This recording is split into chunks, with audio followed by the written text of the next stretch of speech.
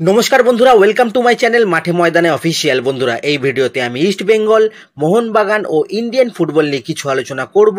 তোমরা যারা যারা আমার ভিডিওটা দেখছো, আমার চ্যানেলটা প্লিজ সাবস্ক্রাইব করে নাও ইন্ডিয়ান ফুটবলের এরকমই আরো আপডেট পেতে। তো অনেকেই আমার কাছে জানতে চাইছিলেন যে সুপার কাপে কোথায় কখন কিভাবে খেলাগুলো দেখা যাবে। এবার সে সম্বন্ধে কিন্তু জানিয়ে দেওয়া হয়েছে যে সুপার কাপ জিও হটস্টারে দেখা যাবে। এবার প্রথম রাউন্ডের যে ম্যাচগুলো হবে সেটা কিন্তু শুধু জিও হটস্টারেই দেখা যাবে, মানে টিভিতে হয়তো স্টার স্পোর্টস 3-তে খেলাগুলো দেখা যাবে না, সেটা শুধু কিন্তু প্রথম ম্যাচের জন্য। তারপরে আবার কিন্তু কোয়ার্টার ফাইনাল থেকে জিও হটস্টারের সাথে সাথে স্টার স্পোর্টস 3-তেও সুপার কাপের খেলাগুলো দেখা যাবে। এবার যদি স্টার মনে করে প্রথম ম্যাচ থেকেই দেখাবে, তাহলে আজকে তারা সেটা কিন্তু জানিয়ে দেবে, কিন্তু আমার মনে হয় না প্রথম ম্যাচটা তারা দেখাবে বলে। যদি দেখায় তো ভালোই, তোমরা কিন্তু একটু খেয়াল রাখতে থেকো। কিন্তু জিও হটস্টারে ফার্স্ট ম্যাচটা কিন্তু পাক্কা দেখাবে, তবে কোয়ার্টার ফাইনাল থেকে জিও হটস্টারের সাথে সাথে কিন্তু স্টার স্পোর্টস 3-তেও খেলাগুলো দেখা যাবে। এবার এছাড়া আর অন্য কোথাও কিন্তু দেখার উপায় নেই। যাই হোক, ইস্ট বেঙ্গল তো ভুবনেশ্বরে পৌঁছে গেছে। গতবারে তারা যে হোটেলে থেকে চ্যাম্পিয়ন হয়েছিল, মানে যেখানে সব সেলিব্রেশন গুলো হয়েছিল, সেই হোটেলেই কিন্তু আবার তারা এবছরও উঠেছে। এফসি গোয়া টিমটাও কিন্তু সেম হোটেলে উঠেছে। যাই হোক, ইস্ট বেঙ্গল কোচ কিন্তু একটা ধোঁয়াশা রাখবে, সাউল ক্রেসপো খেলতে পারবে কি পারবে না। যদি সাউল খেলে তো একরকম ফরমেশনে খেলবে ইস্ট বেঙ্গল, আর যদি সাউল না খেলে তখন কিন্তু অন্য রকম ফরমেশন অস্কার ভেবে রেখেছে, যেখানে গোলে থাকবে প্রাপসুকান গিল, ডিফেন্সে খেলবে হেক্টর আর আনোয়ার, দুইজন সাইড ব্যাকে থাকবে নোঙ্গা আর রাকিব। এবার মাঝ মাঠে কোচ হয়তো জিকসানকে খেলাবে, জিকসান নয়তো সৌভিক, আর সাথে থাকবে মহেশ। লেফট উইং এ থাকবে সেলিস, আর রাইট উইং এ খেলবে বিষ্ণু, এবং দুজন স্ট্রাইকার খেলবে মেসি আর ডিমি। তো এই ফরমেশন নিয়ে অস্কার হয়তো ফার্স্ট ম্যাচে নামতে চলেছে। এবার আমরা যদি আমাদের এক্স ক্যাপ্টেন ক্লেটন সিলভাকে নিয়ে একটু কথা বলি, তো ক্লেটন ইস্ট বেঙ্গলকে ছেড়ে চলে গেলেও ইস্ট বেঙ্গল যে ক্লেটনের মনে রয়েছে সেটা কিন্তু ক্লেটন আরো একবার প্রমাণ করে দিল।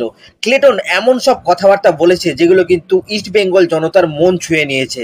ক্লেটন বলেছে, একটা কাগজে একটা সই আমার মন থেকে ইস্ট বেঙ্গলকে সরিয়ে ফেলতে পারবে না। ইস্ট বেঙ্গল আমার হৃদয়ে থাকবে সারা জীবন। এটা সত্যি যে আমি ভীষণভাবে চেয়েছিলাম সুপার কাপ খেলতে, এবং ঝুঁকি নিয়ে ইঞ্জেকশনও নিয়েছিলাম, তবে সব তো আর মনের মতো হয় না। এখন সমর্থক হয়ে চাইবো ইস্ট বেঙ্গল যাতে সুপার কাপে জিতুক। ফুটবলার থেকে কোচিং স্টাফ সবার জন্য কিন্তু আমার অনেক শুভেচ্ছা থাকলো। সতীর্থদের বলবো তারা যেন আবার সমর্থকদের উৎসব করার সুযোগ করে দেয়। ইস্ট বেঙ্গলের আবার সুপার কাপের কিন্তু জয়ের সম্ভাবনা আছে। এবার আমি ব্রাজিলে ফিরে গিয়ে অনলাইনে প্রতিটা ম্যাচ দেখবো। তো এই কথাগুলোর মাধ্যমে কিন্তু পরিষ্কার বোঝা যাচ্ছে ক্লেটন ইস্ট বেঙ্গলকে কতটা ভালোবাসে। সত্যি কথাগুলো কিন্তু সমর্থকদের মন ছুঁয়ে গেছে। যাই হোক, এরপরে যদি আমরা একটু নাওরেম রোশনকে নিয়ে কথা বলি, তো মোহনবাগান রোশনকে কিন্তু যে কোনো মুহূর্তে সাইন করে নিতে পারে। মোহনবাগানের এমন অফার রোশনের কাছে আছে, কিন্তু রোশন তার পুরনো ক্লাবের মায়া কিন্তু একটু ত্যাগ করতে পারছে না। সে বিএফসি তেই থাকতে চাইছে, পুরনো নস্টালজিয়া কাজ করছে, কিন্তু বিএফসি এত হাই স্যালারি অ্যাফোর্ড করতে পারছে না। সেই জন্য রোশন যদি স্যালারিটা একটু কমায়, তাহলে সে কিন্তু বিএফসি তেই থাকতে পারবে। কিন্তু আমার মনে হয় না সে স্যালারি কমাবে বলে, কোনো প্লেয়ারই কমাবে না ভাই।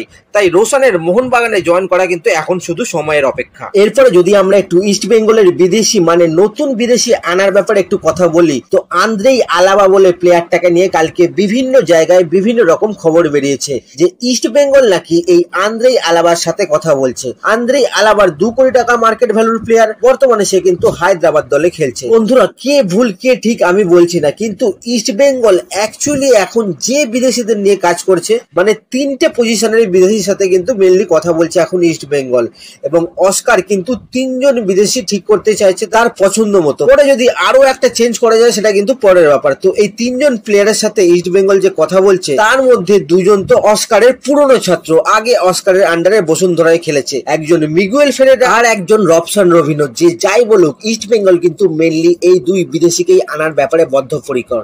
এরা বাই চান্স না হলে তখন কিন্তু অন্য বিদেশি দেখা হবে, সাথে একজন ফরেন ডিফেন্ডারকে আনারও চেষ্টা করা হচ্ছে। তো এই আলাবা কিন্তু মেনলি একজন ডিফেন্সিভ মিডফিল্ডার। তো কোনো হিসাবেই ইস্ট বেঙ্গলের রিক্রুটের ক্রাইটেরিয়া কিন্তু এই প্লেয়ারটা ফিট করছে না। তো আমার মনে হয় না এই আলাবা বলে প্লেয়ারটা রিউমারটা সত্যি বলে। যাই হোক, এরপর যদি আমরা একটু আই লিগের চ্যাম্পিয়ন কিভাবে ডিসাইড হলো সেই নিয়ে কথা বলি, তো কালকে অ্যাপিল কমিটি কিন্তু নামধারীর বক্তব্য শোনার পর চার্চিল ব্রাদার্সকে চ্যাম্পিয়ন বলে ঘোষণা করে দিয়েছে। নামধারী বোঝায় যে প্লেয়ারটাকে নিয়ে প্রবলেম, সিআরএস এর রেজিস্ট্রেশনে সে কিন্তু ব্যান ছিল না, তাই কোনো অবৈধ প্লেয়ার তারা খেলায়নি, এবং কালকে তাই আর্গুমেন্টে নামধারী জিতে যায়। ফলে চার্চিল ব্রাদার্সকে কিন্তু এবারের আই লিগের চ্যাম্পিয়ন বলে ঘোষণা করা হয়। যদিও ইন্টার কাছে কিন্তু এটা মানবে না, তারা কিন্তু এর বিরুদ্ধে ক্যাশে যাবে। দেখা যাক এরপরে কি হয়। তো আজকের ভিডিওতে এতটুকুই, দেখা হচ্ছে আবার পরের ভিডিওতে। নমস্কার।